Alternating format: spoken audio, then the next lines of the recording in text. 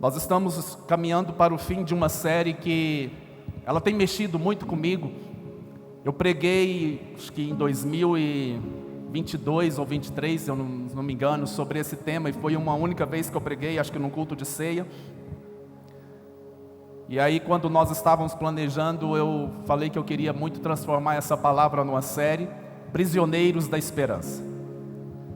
Primeiro domingo nós citamos o texto de Zacarias, quando Zacarias profetiza isso sobre o povo, dizendo: voltai à fortaleza, ó prisioneiros da esperança, para que eles fossem ali fortalecidos. E nós falamos muito sobre o contexto histórico que permeava essa palavra profética de Zacarias ali. Falávamos sobre, na semana passada, quando Isaías 26, verso 3 e 4 diz assim: confiai no Senhor perpetuamente, porque o nosso Deus é uma rocha eterna, e Ele conservará em perfeita paz aquele cujo coração, cujo propósito está firme em ti. E aí na semana passada nós falávamos então sobre essa paz, shalom no original, que significa nada quebrado, nada faltando e nada fora do lugar. E nós falávamos então sobre o poder da aliança, sobre o poder de um relacionamento com Deus, o poder de uma entrega a Deus diante desta aliança. E hoje nós finalizamos no nosso estudo bíblico o estudo de Romanos, e eu já tinha lido esse versículo, e aí coincidentemente o grupo que foi apresentar um trabalho, ele citou esse versículo, se eu não me engano, não sei se foi o Euler, não me lembro. Romanos capítulo 15, verso 13, e eu queria começar a partir daqui, construir então uma linha, e eu preciso que você se conecte aqui, para aquilo que Deus tem para ministrar ao nosso coração. Romanos capítulo 15, verso 13. Nós tivemos uma pane aqui hoje, e nós estamos sem retorno, eu não sei se vocês estão me ouvindo bem. Estamos sem cronômetro, isso significa que eu posso falar o tanto que eu quiser, e vocês não vão desaparecer. Amém? Hoje é meu dia. Como não tem cronômetro, eu posso ir. Romanos capítulo 15, verso 13 diz assim, eu preciso que alguém me policie aqui, tá? Amor não, porque ela é muito radical. Vocês aí, tá? E o Deus da esperança vos encha de todo gozo e paz no vosso crer, para que sejais ricos de esperança no poder do Espírito Santo. Vou ler de novo. E o Deus da esperança, faça o quê? Diga, me encha. Vira para a pessoa que está do seu lado e fala assim: hoje é o dia de você ficar cheio. Cheio de quê? De todo gozo. Diga gozo, alegria. Dá um sorriso bem colgate aí para essa pessoa que está do seu lado. E fala: alegre-se. Fale para ele: alegre-se. Alegria não é um comportamento baseado no que temos. Alegria é um fruto do Espírito. É uma manifestação do poder do Espírito Santo que habita em nós. Então, irmãos, nós precisamos entender que Deus tem essa expectativa que nós sejamos cheios de paz e alegria. Diga, paz e alegria. Elas precisam caminhar juntas. É aquele momento em que tudo parece estar perdido, mas você tem uma paz que excede todo entendimento, e ao mesmo tempo você consegue se alegrar na presença de Deus, porque você sabe de onde vem o seu socorro, de onde vem a sua salvação. Então o Espírito Santo, ele não pode ser alguém que habita em nós, aonde nós acessamos ele somente quando nós precisamos. O Espírito Santo não pode ser alguém que eu vou ali, abro uma caixinha, pego aquilo que eu preciso dele, usufruo e sou beneficiado, e depois eu o devolvo. Não, o Espírito Santo é uma pessoa que habita em nós, e ele quer se relacionar comigo e com você. Diga amém por isso. Diga, ele habita em mim. Diga, ele habita em mim. Mas muito mais do que habitar, ele quer se manifestar através de você. Ele quer manifestar o poder dele, Ele quer que você seja um instrumento do poder dele. E é interessante que no livro de Atos, capítulo 1, verso 8, a orientação que foi dada ali para os discípulos, e dizia para eles: olha, ficai em Jerusalém até que do alto sejais revestidos de poder. Mas isso tinha um objetivo, esse revestimento de poder, ele tinha um propósito, qual seja, que eles fossem testemunhas do que Deus podia fazer na terra, que eles fossem testemunhas da grandeza, da magnitude de Deus na terra, de trazer o reino dele sobre a terra. E aí então eu preciso que você entenda que como Ele habita em nós, nós podemos então nos tornar coparticipantes de todo o processo de Deus nas nossas vidas. E eu preciso muito que você guarde essa palavra, coparticipantes. Desde o ano passado nós estamos falando disso. Quando foi em janeiro, nós falamos sobre o quê? Quem se lembra? Co-criando, aonde nós desafiamos a nós entrarmos como igreja nesse propósito de participar de todo o processo criativo de Deus ao nosso respeito. E aí então a primeira coisa que nós precisamos mudar é a nossa linguagem. A nossa linguagem então precisa ser uma linguagem de esperança, a nossa linguagem precisa ser uma linguagem de pessoas que vivem pela fé. Eu estava fazendo o discipulado essa semana e eu dizia para a pessoa: olha, muitos de nós não temos a prática de orar a promessa, nós temos a prática de orar o problema. Nós temos a prática de ficar pedindo a solução de um problema, ao invés de orar declarando o cumprimento da promessa sobre nós. E eu quero então caminhar para nós fazermos um desafio no final dessa palavra. Para mim então, fazer um pano de fundo dessa temática, prisioneiros da esperança, eu quero pegar uma história na Bíblia que talvez você conheça, se não você vai ficar conhecendo hoje. No texto de Números, capítulo 13, essa semana eu não conhecia um rabino que inclusive já faleceu, e eu tive um acesso a alguns escritos dele que me marcaram muito. Jonathan Sacks, ele foi um rabino em Londres, e ele traz algumas coisas muito interessantes sobre esse texto. O que eu vou falar aqui não é o que ele diz lá no final, que ele vai fazer uma citação, mas ao pegar alguns escritos dele, ele traz algumas coisas muito interessantes sobre algumas palavras que no original tem uma dimensão, uma magnitude muito, como que eu diria, potencializada diante de uma palavra que muitas vezes foi a ideal para tradução para o nosso português. Números capítulo 13, do verso 17 ao 20. Enviou-os, pois, Moisés a espiar a terra de Canaã e disse-lhes: subi ao Neguebe e penetrai nas montanhas, vede a terra que tal é, e o povo que nela habita, se é forte ou fraco, se poucos ou muitos. E qual é a terra em que habita, se é boa ou má?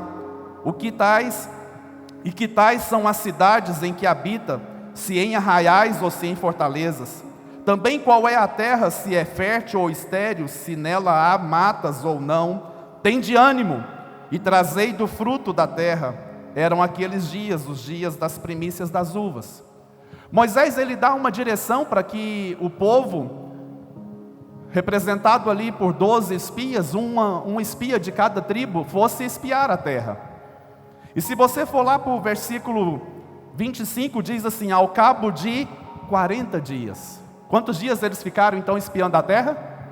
40 dias. Não foi uma excursão rápida, não foi uma viagem bate e volta, foram 40 dias espiando a terra. E aí então chega o momento deles trazerem um relatório, e esse relatório ele é complexo porque o grupo se divide.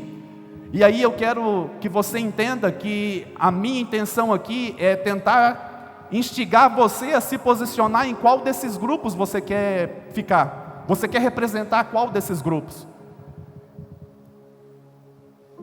E talvez, por uma questão aqui de analogia a essa passagem, a maioria de nós pode ser tendencioso de querer representar o grupo dos 10 espias. e deixarmos de representar o grupo de Josué e Calebe, porque há um preço a se representar um grupo como esse. Mas eu quero então fragmentar esse relatório deles aqui em 3 partes. A primeira parte está no verso 27 até o 29. Relataram a Moisés e disseram, está aqui? Fomos à terra a que nos enviaste, e verdadeiramente mana leite e mel. Este é o fruto dela. Se você for lá para o versículo 23, 24, você vai ver que eles trazem um fruto, e esse fruto ele é tão grande que é preciso 2 homens para carregar um cacho de uva. Então, tamanho era aquele fruto daquela terra. Então imagine a cena, é como se 2 homens aqui, um do lado do outro, uma vara aqui no meio dos dois, e aquele caixão de uva aqui, tamanho era o fruto daquela terra. E aí, no verso 28, o povo, porém, que habita nessa terra é poderoso, e as cidades muito grandes e fortificadas. Também vimos ali os filhos de Enaque. Os amalequitas habitam na terra de Neguebe, os heteus, os jebuseus, os amorreus habitam na montanha, os cananeus habitam ao pé do mar e pela ribeira do Jordão. E aqui é interessante, irmãos, porque eles trazem um relatório, e aparentemente parece não ter nada de errado nesse relatório, porque eles estão cumprindo uma exigência de Moisés. Moisés, lá no versículo 17, ele envia eles para que eles fossem espiar, e agora chegou o momento, depois de 40 dias, deles apresentarem o relatório. Então não há nada de errado nisso. Mas o que esse rabino diz é que na Torá há uma quase determinação de que esse aqui foi um dos piores pecados do povo de Israel. Esse relato aqui foi um dos piores pecados do povo de Israel. E aí a gente pode ficar perguntando então, por que será que esse relatório se torna um grande erro? Porque quando a gente vê no verso 28, porém, o povo que habita nessa terra é poderoso, e as cidades muito grandes e fortificadas. Também vimos ali os filhos de Enaque, e aí ele começa a tecer uma relação desses filhos. Esse porém, no original, ele traz algo que é muito peculiar. A palavra no original, e eu tentei por tudo tentar pronunciar, eu coloquei no Google, mas aquilo ali não é muito bom para o hebraico. Éfes.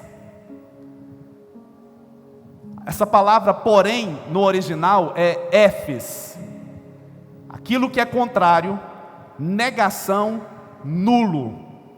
É como então se esses espias estivessem dizendo, olha, verdadeiramente a terra mana leite e mel, mas agora anula tudo isso porque a cidade é muito fortificada. Então esse porém para nós parece uma, como é que é o nome desse termo no português? Conjunção adversativa. Por isso que é bom ter professor de português no culto. No nosso português parece apenas uma conjunção, e se eu me lembro bem da época de escola, conjunção é aquela palavrinha que normalmente é usada para ligar 2 orações. Mas no original, essa palavra éfes, ela carrega algo muito significativo, porque é como se, ao trazer um relatório de que verdadeiramente é uma terra que mana leite e mel, por que vocês acham que eles disseram verdadeiramente? Essa era uma hora que era para você abrir a boca e responder. Hã? Não. Tá, mas por que eles usaram essa palavra verdadeiramente? Vamos lá? Tenta, mais um pouquinho. Porque Deus havia dito que estava levando eles para uma terra que mana leite e mel. Então eles estavam dizendo o seguinte, olha, Deus realmente falou a verdade. É uma terra que mana leite e mel. Só que na hora que eles colocam esse éfes, o que ele está dizendo? Anule agora o que Deus falou. Porque é uma terra muito difícil. Então, quando a Torá diz que esse relatório é um dos piores pecados da história de Israel, É porque parece que sutilmente aqui eles colocam algo pessoal nesse relatório, dizendo o seguinte: olha, nós não vamos dar conta. E aí, ao colocar essa dificuldade, é como se eles estivessem questionando o poder de Deus.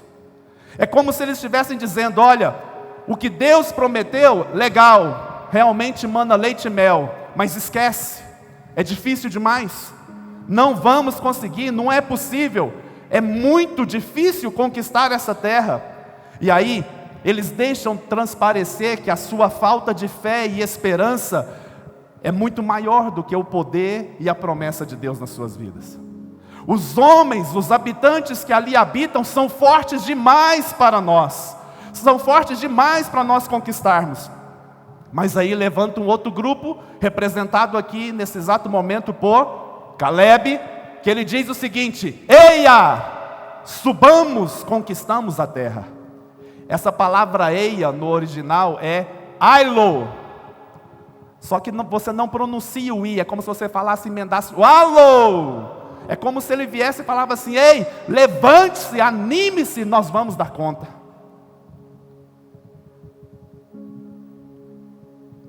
É difícil motivar alguém? Sim ou não? E desmotivar alguém é difícil? Às vezes você não precisa nem falar nada. Às vezes não falar você já desmotiva. Então Caleb se levanta aqui e a Bíblia fala que Josué e Caleb, eles tinham um espírito diferente. E Josué e Caleb então são os únicos daqueles 12 espias que se posicionam olhando para a promessa, ao invés de olhar para a dificuldade do processo até alcançar a promessa. E aí então Caleb diz assim: vamos lá, irmãos, para cima, animem-se, nós vamos conseguir possuir essa terra. Mas aí nós precisamos entender que muitas vezes vão estar do nosso lado pessoas que parecem estar na mesma missão que nós, parece viver o mesmo propósito que nós, parece acreditar nas mesmas coisas que nós acreditamos, mas essas pessoas serão as primeiras a nos puxar para trás e falar: ei, desiste, não é tão simples assim, pare de acreditar nessas coisas, pare de profetizar, pare de viver isso, porque não vai dar certo. Mas eu estou aqui para dizer para você: vai dar certo. Eu estou aqui para dizer para você: vai dar certo na sua vida. O seu milagre vai acontecer. Você pode dizer amém? Segunda parte desse relato, no verso 31, diz assim: porém, os homens que com ele tinham subido disseram: não podemos subir contra aquele povo, porque é mais forte do que nós. E aqui também reside uma particularidade. Olha só que interessante. Essa expressão do que nós, não podemos subir contra aquele povo porque é mais forte do que nós. Esse do que nós, no original, ele pode ser escrito de duas maneiras: mimeno, com u no final, ou mimeno, com o no final. Mas olha só o detalhezinho. A palavra mimeno com u no final é literalmente mais forte do que nós. Não podemos subir contra aquele povo porque é mais forte do que nós. Mas se no original estivesse escrito, e se eu estivesse falando mimeno, eu estaria dizendo o seguinte: não podemos subir contra aquele povo porque ele é mais forte do que ele. É como se ele estivesse dizendo: nós não podemos lutar contra aqueles gigantes, porque aqueles gigantes são mais fortes do que Deus. Diga assim: uau! É quando nós olhamos para os nossos problemas e começamos a acreditar que os nossos problemas são mais fortes, mais poderosos do que o Deus que habita em nós.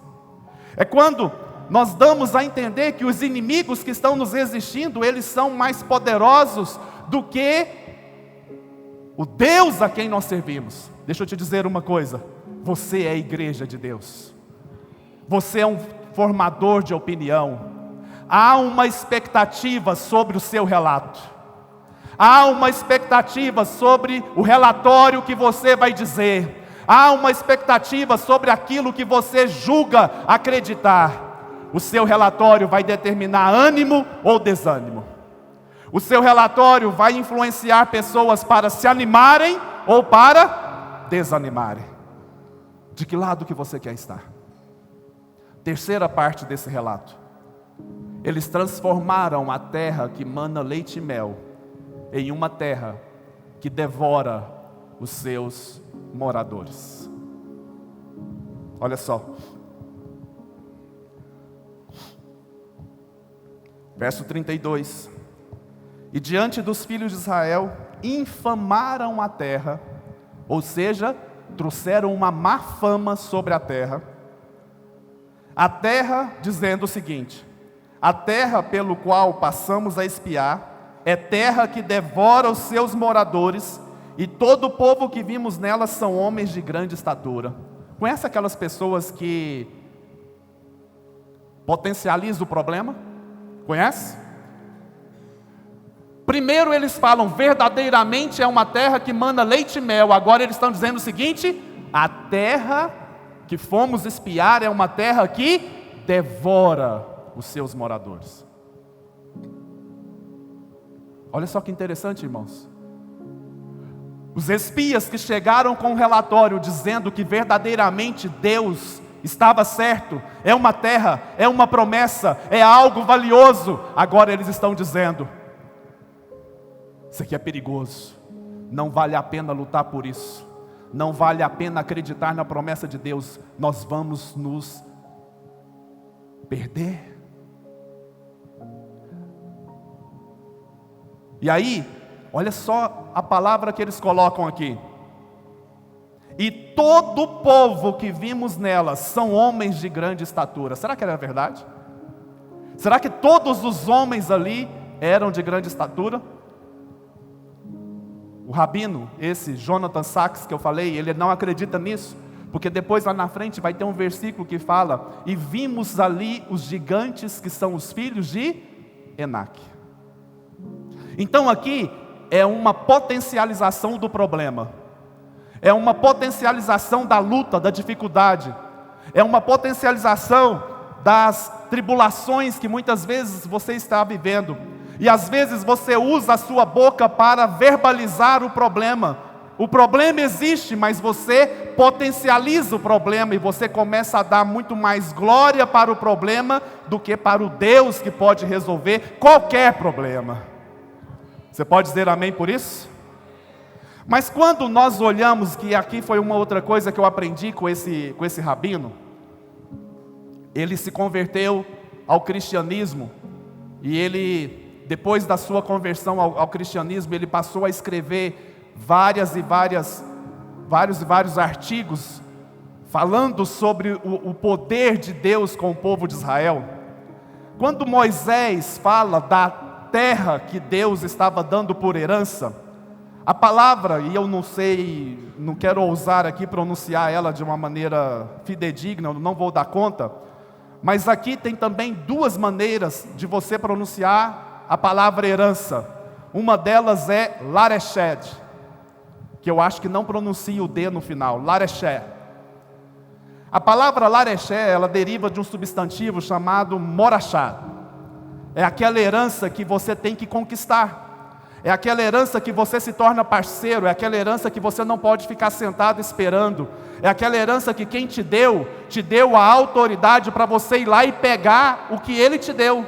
É como se ele dissesse assim: Gesi, eu estou te dando algo que está lá na sala, lá embaixo, você está autorizado a abrir a porta, entrar na sala e pegar aquilo que eu estou te dando. Ele recebe, mas ele só vai obter se ele sair do lugar e for lá pegar. Entende isso, irmãos? É diferente de uma outra expressão para herança que se chama nahalá. É aquela herança que vem automática, que você recebe ela simplesmente de mão beijada. Então, o que esse texto está nos ensinando é que todas as vezes que eu duvido das promessas de Deus para a minha vida, é como se eu estivesse dizendo: olha, eu estou questionando o poder de Deus na minha vida. Eu estou questionando se Deus é realmente poderoso para me livrar de uma situação. Se Deus é realmente poderoso para salvar meu casamento, se Deus é realmente poderoso para libertar o meu filho, para curar a minha vida, para me salvar dessa tragédia que eu estou passando, e aí então eu começo a questionar o poder de Deus na minha vida. E aí, muitas pessoas, elas até recebem uma palavra de Deus. Então, eu ganhei esse presente aqui hoje. Fala ou não fala, Tatiane, o que é? Vou falar, mas sem direito a dividir. Mané pelado. Eu amo mané pelado. É como se eu recebesse esse presente aqui hoje, mas eu não soubesse se a Tatiane que me deu esse presente, ela entregasse ele fechado e ele falava: olha, isso aqui é uma promessa de Deus para você. E aí, tem muitas pessoas que recebem a promessa de Deus e acreditam que verdadeiramente essa promessa é para a sua vida.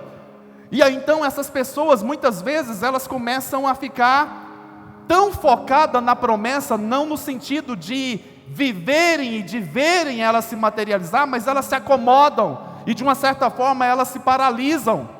E aí elas acabam ficando presas à promessa, achando que ela vai ter que acontecer de qualquer forma, que não depende dela. E aí nós não nos esquecemos da palavra Lareshet, que significa que eu tenho que ir e conseguir.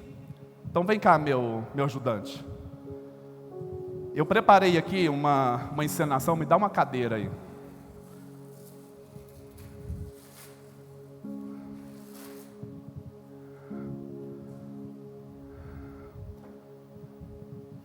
É como se... Espera aí que o efeito... para aparecer na câmera. É como se Deus me desse uma promessa. Então vem aqui, Deus me dá uma promessa. Ele muitas vezes não vai me explicar todo o teor dessa promessa. Ele apenas vai dizer: olha, eu vou fazer isso na sua vida, eu vou cumprir isso na sua vida. Então eu recebo essa promessa.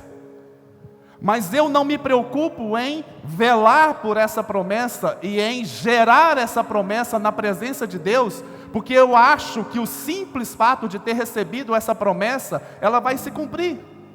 E aí as pessoas não entendem que elas são chamadas para serem coparticipantes da promessa de Deus nas suas vidas, mas elas olham para a promessa e elas ficam então dizendo: vai acontecer, mas será quando, né?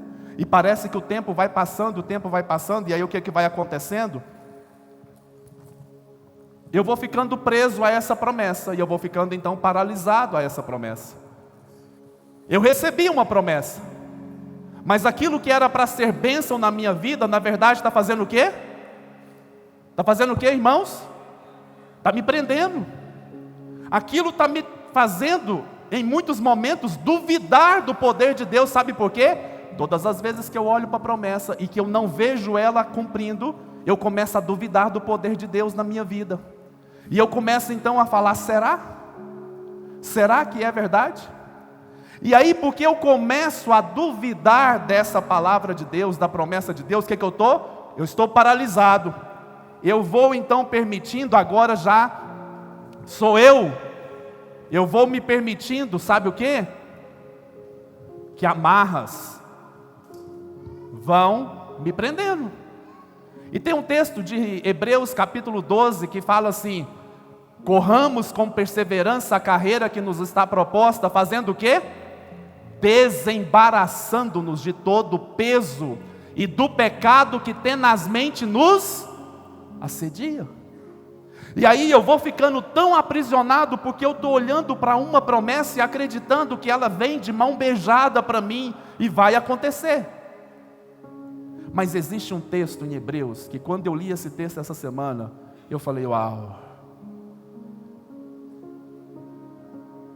E aí eu vou tentar me levantar, e o que acontece? Eu não consigo. Por quê? Eu estou duvidando do poder de Deus na minha vida.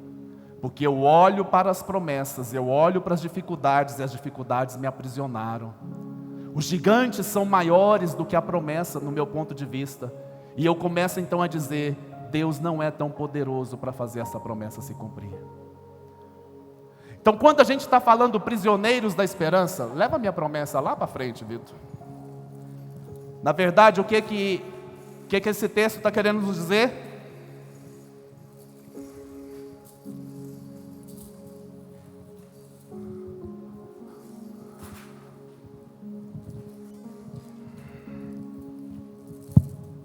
Eu sou um prisioneiro da esperança. A minha promessa está lá. Tem amarras na minha vida, o que eu tenho que fazer? É Deus que vai vir tirar as amarras da minha vida, irmãos? É isso que Hebreus fala? Lê, por favor, Hebreus capítulo 12, verso 1. Põe na tela aí, por favor.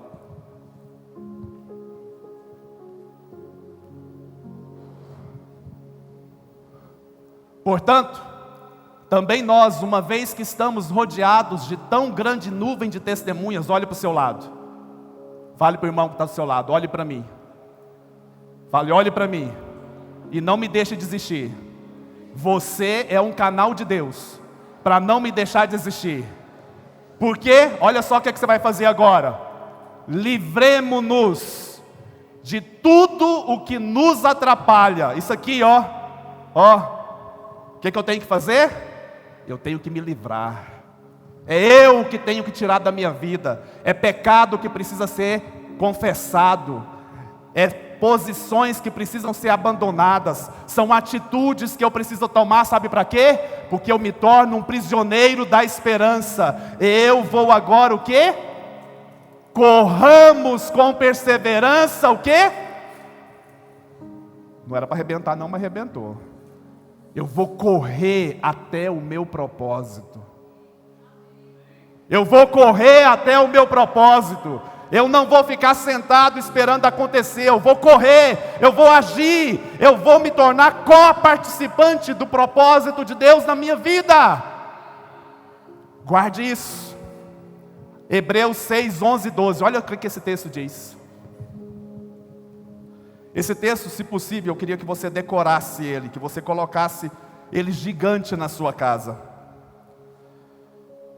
Desejamos, porém, continue cada um de vós mostrando até o fim. Diga até o fim. Vire para a pessoa que está do seu lado e fala, é até o fim. Diga para ele, você não vai desistir. Fale para ele, você vai até o fim. A mesma diligência para a plena certeza da esperança, para que não vos torneis indolentes.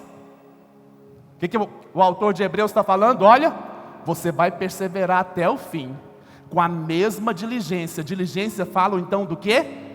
A minha participação. Até o fim. Para não me tornar o quê? Diga indolente.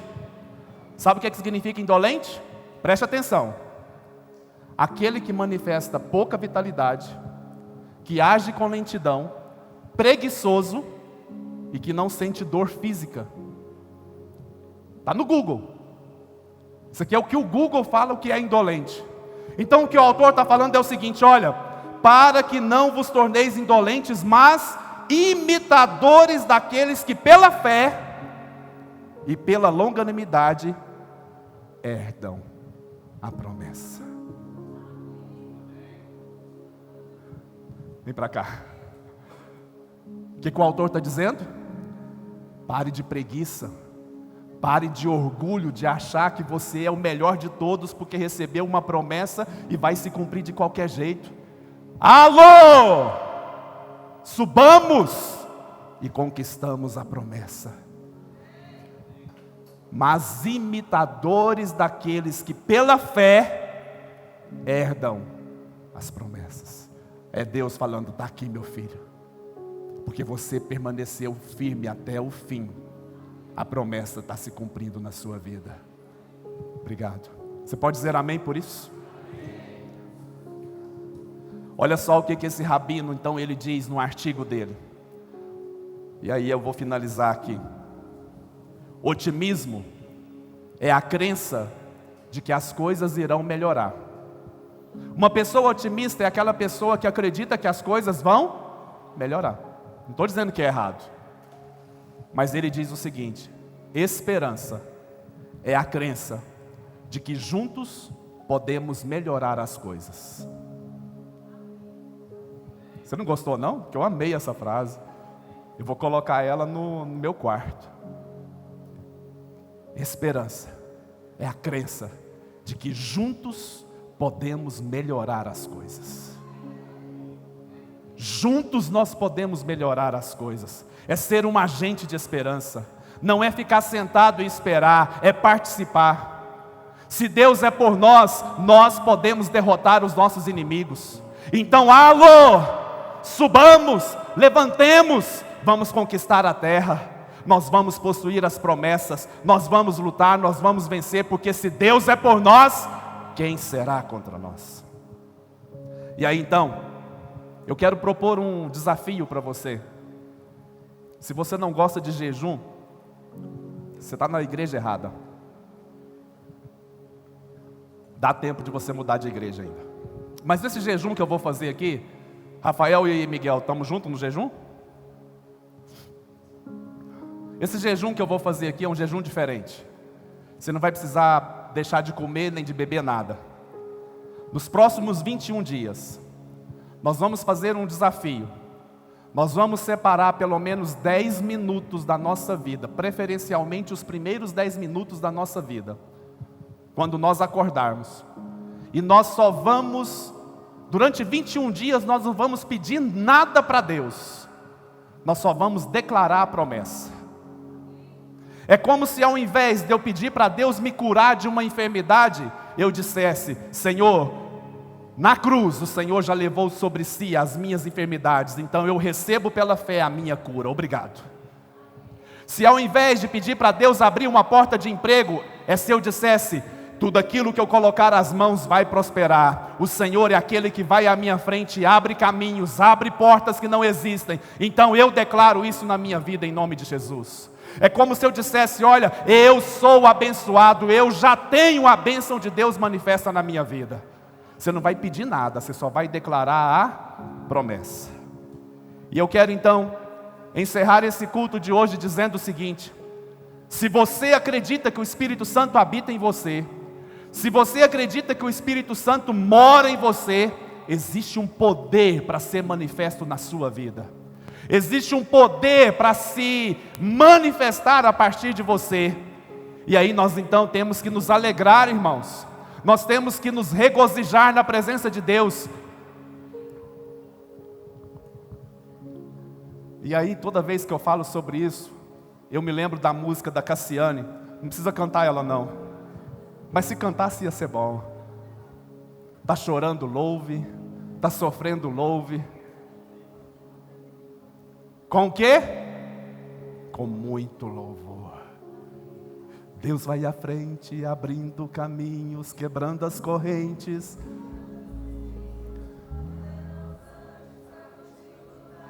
Ele abre as portas para quem vai fechar. Olha, nele confia, venha contigo de noite e de dia. Erga sua voz.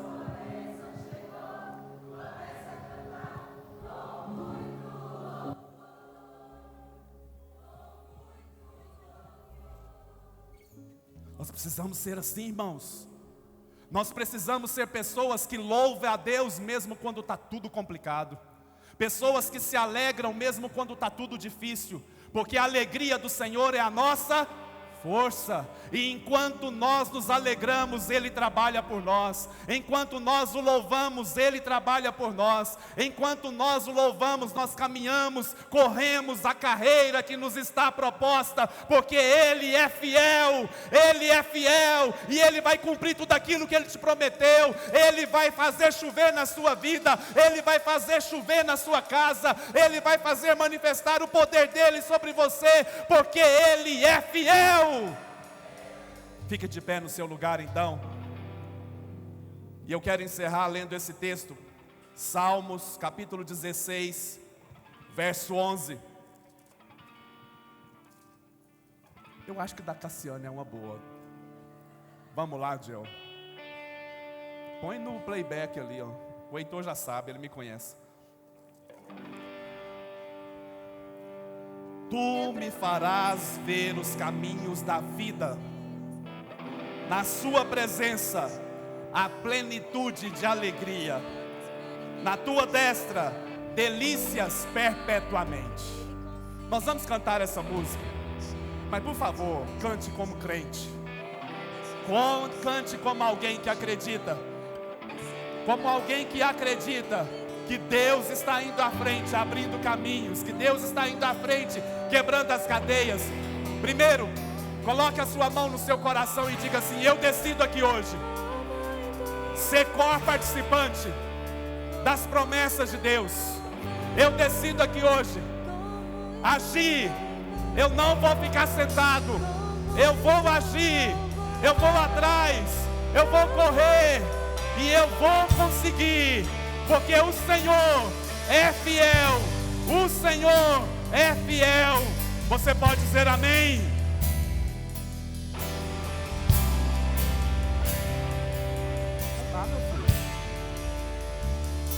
Você é livre? Sai na frente, abrindo caminho, quebrando os correntes, tirando os espinhos, ordena os anjos pra contigo lutar. Ele abre as portas pra ninguém mais fechar. Ele trabalha